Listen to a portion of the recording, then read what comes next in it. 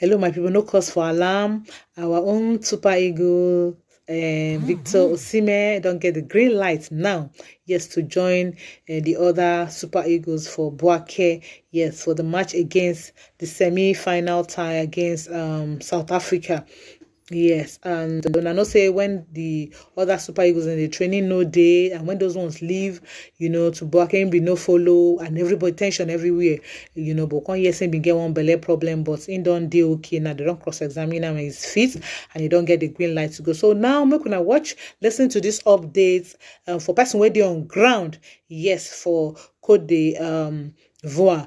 We could give us the real insight, waiting really happen and waiting make we expect for the match. So guys, don't forget to like and follow this page, share the video, leave your comments, waiting yourself, follow think, wish them good luck. I'll go see you now for the next updates. Bye-bye.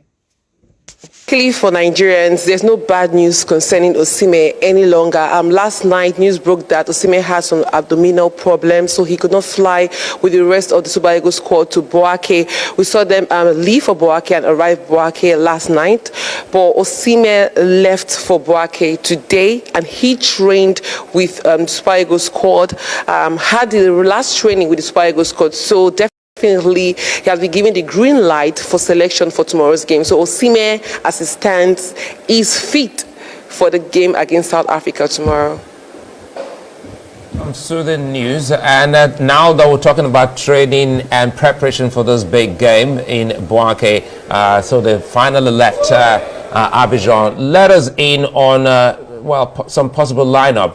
Have you been able to get a sense of what the lineup may be?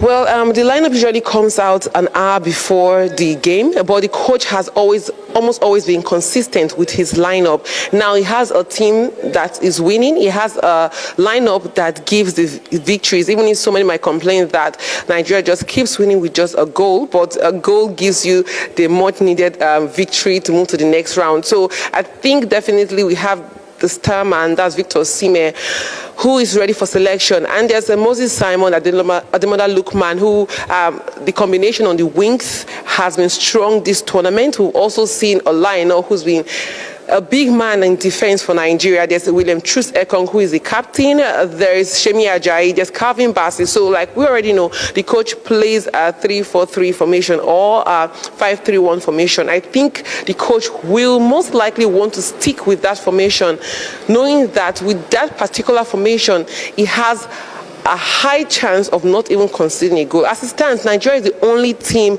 in the African Cup of Nations that has not been beaten after 5 games. 5 games, 4 wins, and just 1 draw. So I think the coach is most likely to stick with his formation. And for the opponent on the day, South Africa, what's the news? Well, for South Africa, so many have come out to say this is a side that has 10 Mamelodi Sundown players in their squad. That's 10 home-based players from one team in their squad. And out of these 10 players, 8 are starters. We have Rowan Williams, who is a goalkeeper and was the same goalkeeper in 2019 where Nigeria defeated South Africa at the African Cup of Nations in the quarterfinals by 2-1. He's the same goalkeeper who was the hero of the game against Cape Verde. And there's Pesitao, who is their talisman, who plays for Al Ahly. So I think this game is basically going to be a game between the home-based players and the foreign-based players. Like we already know, Nigeria has so many big players in Europe, the likes of Osimhen, Victor, Moses Simon, Shemi Ajayi, Olaino, Calvin Bassey, Franco Yeka, who plays for Brentford, and many more of that. But for South Africa, they have home-based players. It's looking like the Egyptian teams we used to see in 2010, 2012, 2006, and 2008. So now, should Nigeria lose to a South African side who has so many home-based players, I think that's going to be a big test for Nigeria. But I think Nigeria and South Africa is just more than a usual semi-final game. It's a big rivalry for Nigeria and South Africa. Well, it's just the hours separating the big moment from now. But again, let's speak about motivation. The last game Nigeria played had a huge motivation from the political business class to the everyday Nigerian. Is that a sense of what we're likely to see in this big game?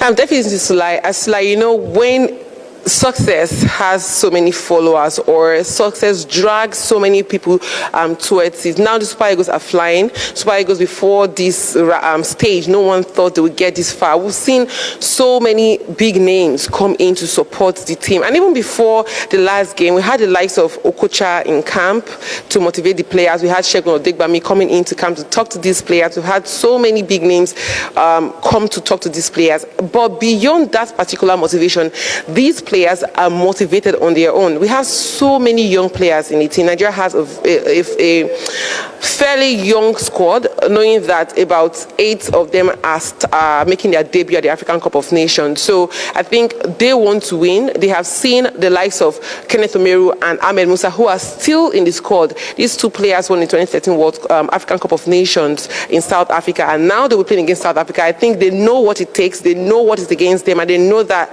they just have to make the nation happier at this point and make themselves happy at this point. Winning the African Cup of Nations gives a player an edge over any other player, because this year is the year that the Copa America is going to be played, the Euros will be played, the Asian Cup also. So any big player like Osimhen winning the AFCON for him will also put him again on the Ballon d'Or list. So I don't think there's any player that wants to squander that chance away. So the players themselves are motivated. If you speak to any of them, Ekong, that's the captain, William Chus Ekong, says politicians cannot distract them at this point. Yes, it might be motivation, but it could also be a distraction to the team. So they are fully prepared to face on South Africa. Maybe you're more live there in Abidjan. Many thanks for